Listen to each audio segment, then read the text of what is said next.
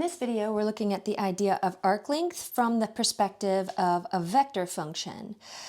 Let's recall that from Calculus 2, when we saw a scalar function, y is equal to f at x, the scalar function, of course, being one that has an output that is a scalar quantity. When we plug in x, we get a scalar value that is the y-coordinate, and if we wanted to determine the arc length between two ordered pairs where we had an x value at A and x value at B, we would look at AF at A and BF at B to determine the length of the arc in between these 2 points. And we use the variable L to represent arc length. This is the version of the arc length formula that has been used when we are given a curve using a scalar function.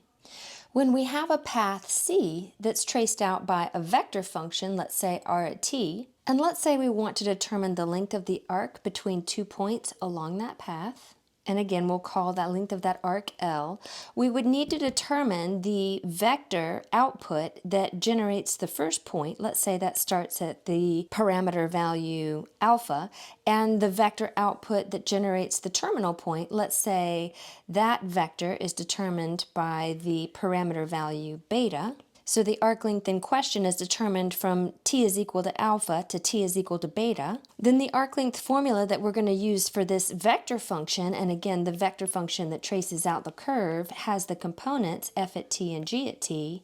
To determine the arc length, we're going to take the derivative of the x parametric equation and the derivative of the y parametric equation, square those quantities, add them together under the radical, and then integrate with respect to the parameter t.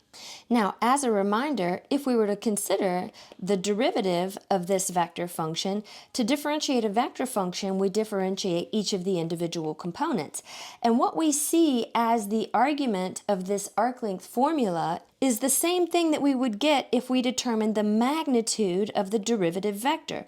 The magnitude of the derivative vector is the square root of the first component squared added to the second component squared. And based on this fact, we can rewrite the argument of the integrand using this magnitude formula. So the arc length can be determined by calculating the integral from a to b of the square root of f prime squared plus g prime squared dt, but a more compact notation would be to just consider that to be the magnitude of the derivative vector. And this is the formula that we'll be using to determine the arc length.